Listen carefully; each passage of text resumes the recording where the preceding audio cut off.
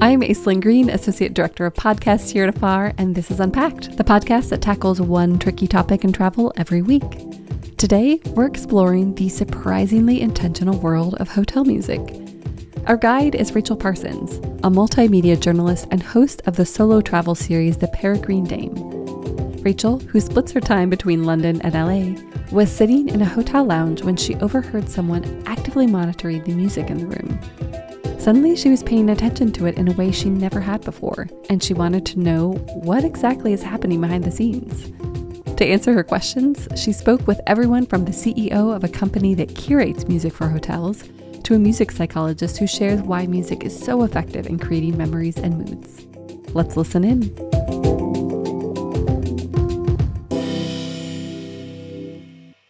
One of my favorite indulgences is a good cocktail at a nice hotel bar. The high design, sophisticated atmosphere, flattering lighting. The mood, just right. And the music, well, never given it much thought, really. But the hotel sure has.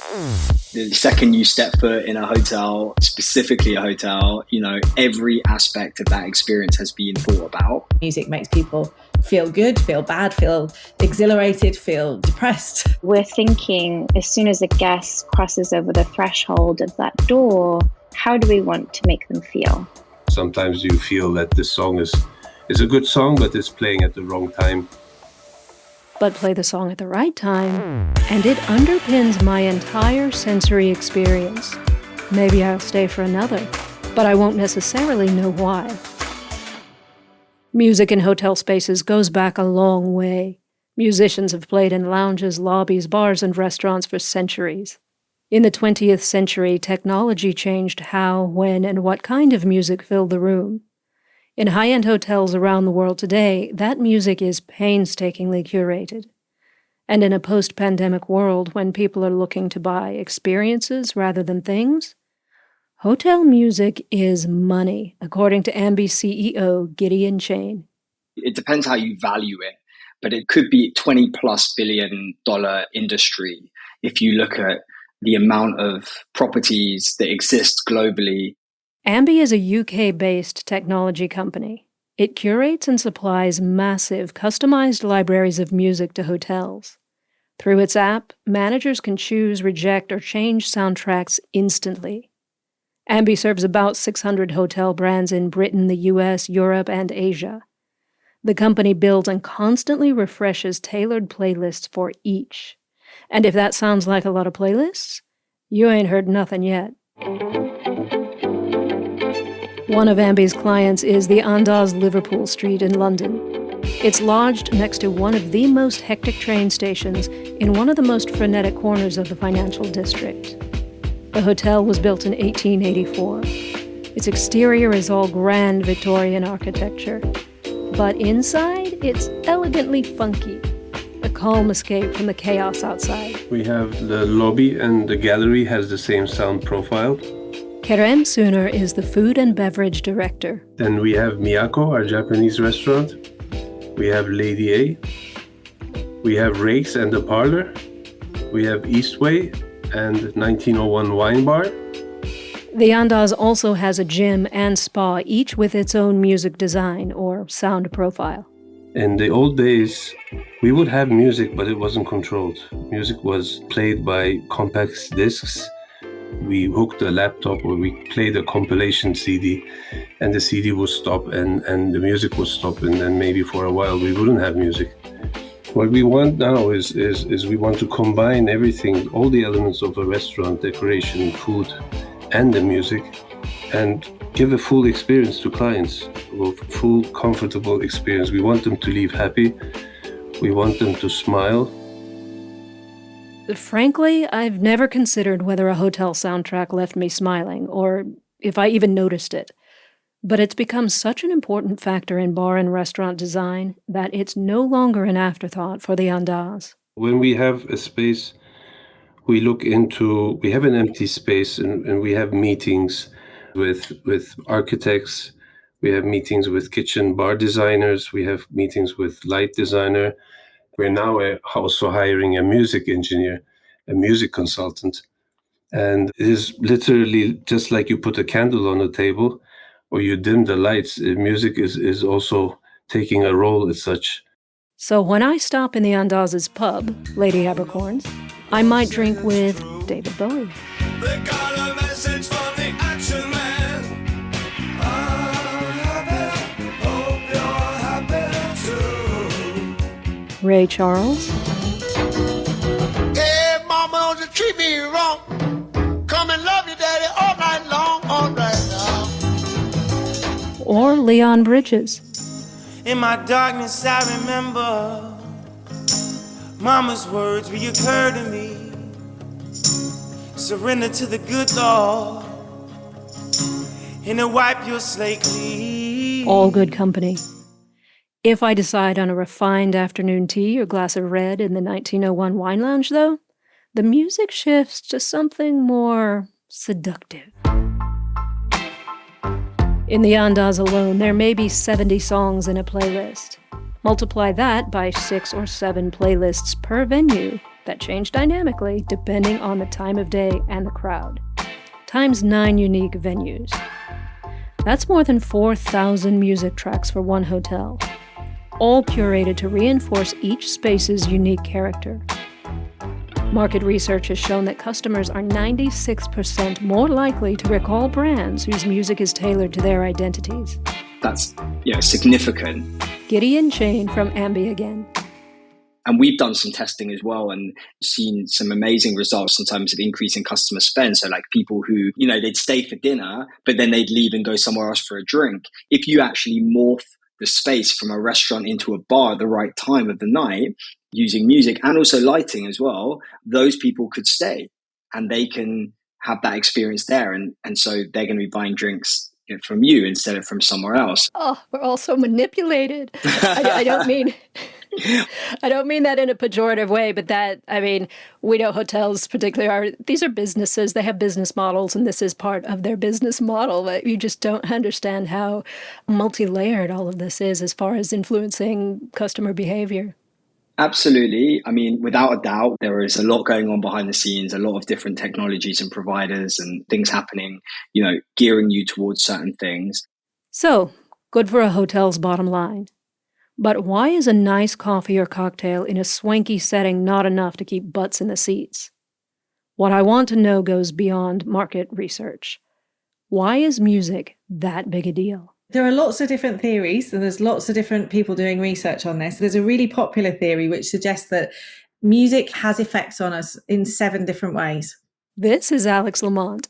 She's a professor of music psychology and editor of the journal Psychology of Music.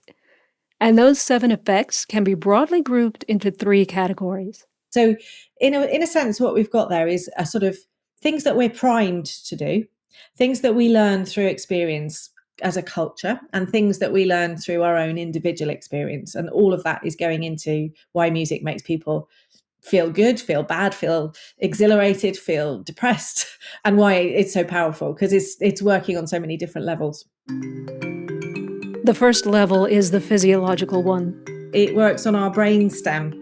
So the idea is that this is an evolutionary argument that music is somehow fundamental to humanity, something that is done in every culture around the world. And we are kind of primed to respond to music as in the same way that we're primed to respond to sound. Then there are functions like rhythmic entrainment, visual imagery, and music patterning. Rhythmic entrainment is what happens when we sway, bob, or dance along to music. For many of us, music conjures visual images that we associate with it. And music patterning has to do with how we expect a piece of music to go, and how it surprises us if it defies those expectations. And there's another one which is about evaluative conditioning, it's called. It's a bit like Pavlov and his dogs and his bells. The idea is that when you hear particular types of sound, you have particular reactions. So that's another one that is very much learned. So we're not born with those kinds of things, but in certain cultures, certain musical instruments or certain patterns mean particular things. So we might say trumpets mean celebration, for example. That's a good example there. So we have those these are more learned kind of responses to music, but they're things that come from being in a particular culture. So they can vary depending on where you've grown up and the kind of music that you've listened to. So culturally, we're largely conditioned to feel energized, even celebratory, when we hear upbeat music. We might be predisposed to feel amorous when we hear sultry tunes. But what hotels are banking on is a more personal psychological phenomenon Alex calls episodic memory. When we experience music, we also connect it to the things that are going on at the time that we hear it. And this is where I've done a lot of my own research about how music is so important to people, is what it does to take you back to times, to places, to people, that sort of personal story through music and our musical biography, if you like, of the key bits of music that matter to us across the lifespan. And those are highly, highly individual. So we might say from Britain, we might say Elton John playing Candle in the Wind at Princess Diana's funeral. That's one that would probably evoke lots of emotions for people, even if they weren't there, even if they didn't really know that much about it, but it's a kind of a cultural moment, if you like. But the majority of pieces of music like that are going to be individual. And when we ask people about these, they will come up with such different things that have the same resonances. There's such a diversity when you get to those, but it's another really, really powerful way of how music works. In the context of a hotel, the company is hoping its soundtrack becomes part of my musical biography. So when I enjoy a relaxing brunch in the parlor at the Andaz, listening to Soul to Soul,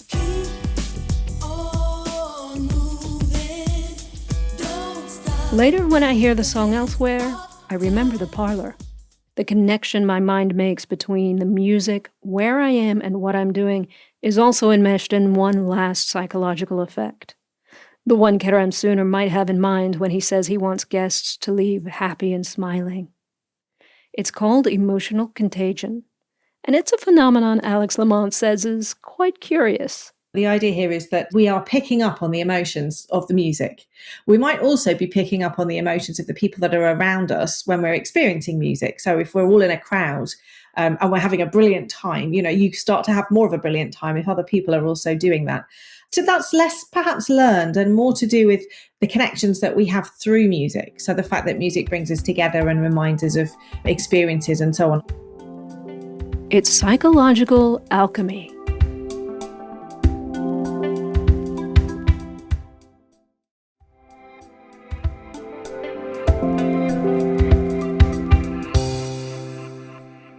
The entire sensory experience in a high-end hotel is designed so we form good subconscious impressions and memories of it.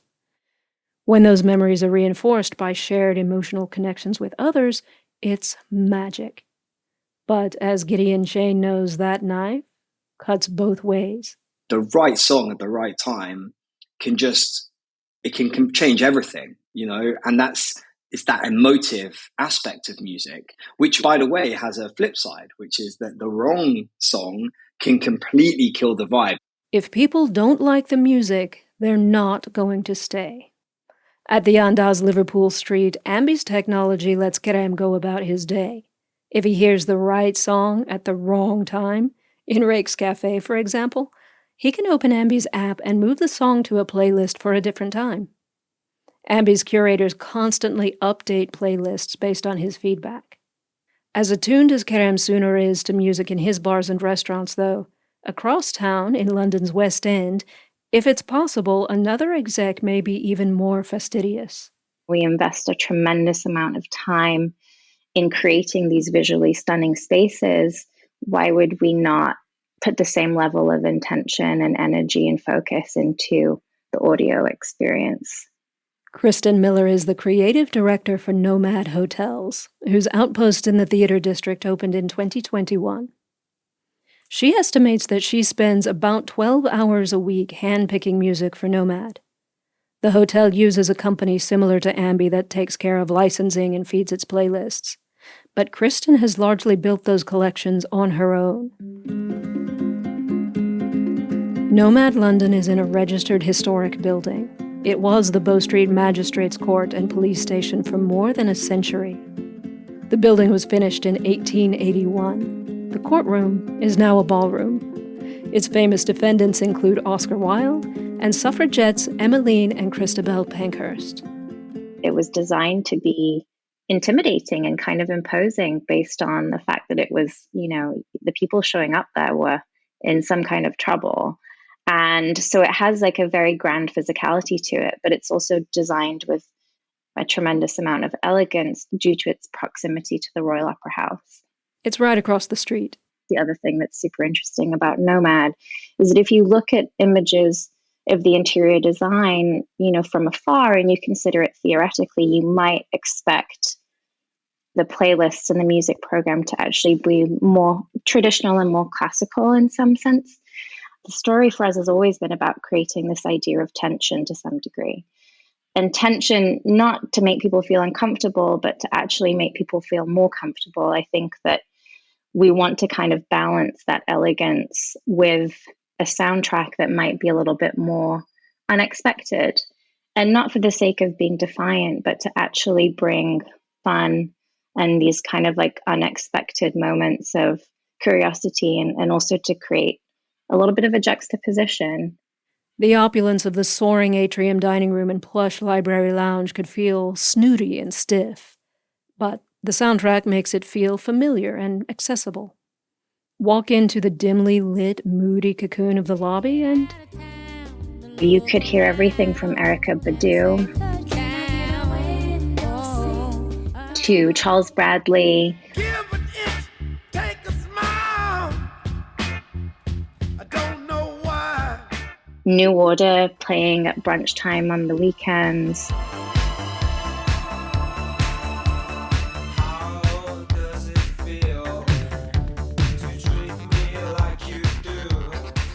If you go into Side Hustle, you will definitely hear, a lot of De La Soul.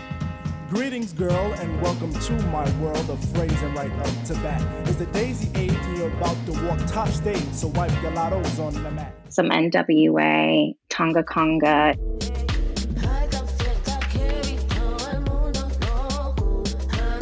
That space lends itself more to the food and beverage concept personality, which is a much more Southern California, Mexican, very much kind of focused on Latin America. So the playlist really reflects that point of view. So yeah, I think it's always a little unexpected. I think the music volume is louder than most people would expect.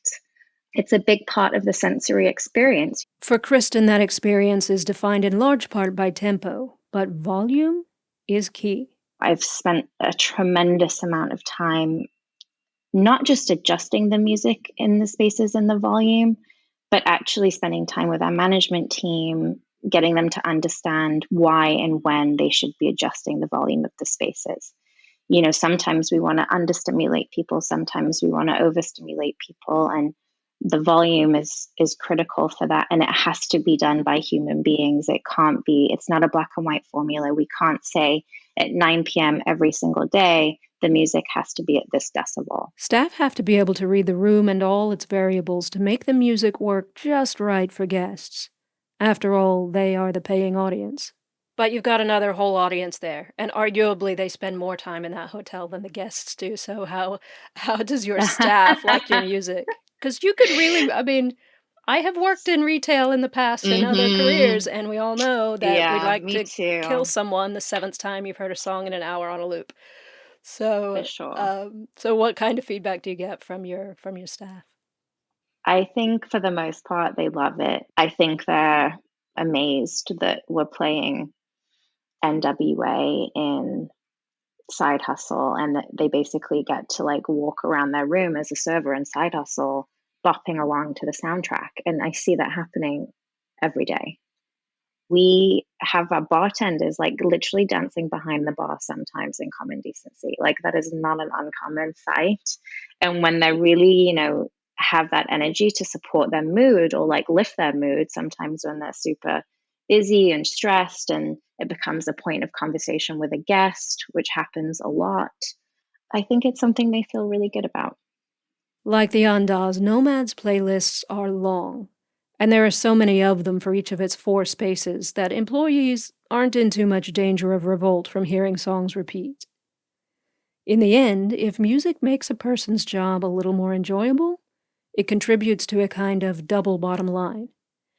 Because as Alex Lamont says, music is going to affect each of us, often in ways of which we're not consciously aware.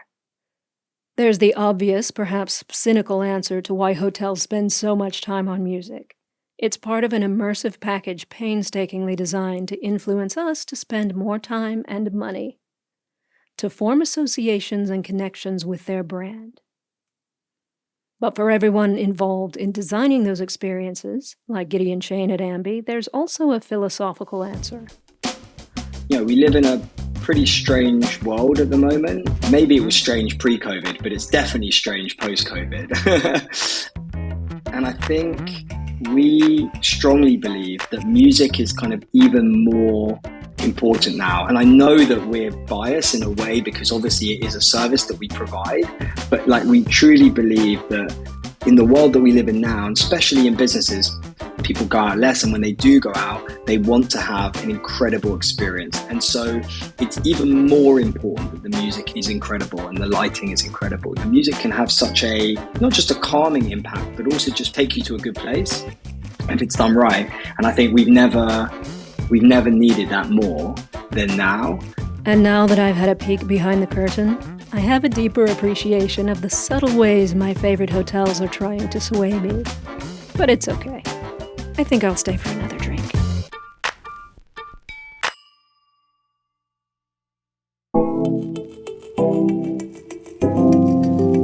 Well, to quote ABBA, thank you for the music, Rachel. I know that I'll be paying much closer attention the next time I settle in for a cocktail at my hotel bar. And that's it for this week. To learn more about Ambi, the company Rachel interviewed, visit ambi.fm. And if you want to hear more from music psychologist Alex Lamont, you can follow her on Twitter at Alex_Lamont. And finally, if you want to explore more of Rachel's work, visit rachelparsons.com. And a special thanks to Ambi for providing some of the tracks you heard today, as well as to the British Psychological Society. Ready for more unpacking? Visit afar.com and be sure to follow us on Instagram and Twitter. We're at Afar Media. If you enjoyed today's exploration, I hope you'll come back for more great stories. Subscribing makes this easy. You can find Unpacked on Apple Podcasts, Spotify, or your favorite podcast platform. And be sure to rate and review the show. It helps other travelers find it. This season, we also want to hear from you. Is there a travel dilemma, trend, or topic you'd like us to explore? Email us at unpacked@afar.com. This has been Unpacked, a production of Afar Media. The podcast is produced by Aislinn Green and Nikki Galteland. Music composition by Chris Collin. And remember, the world is complicated. We're here to help you unpack it.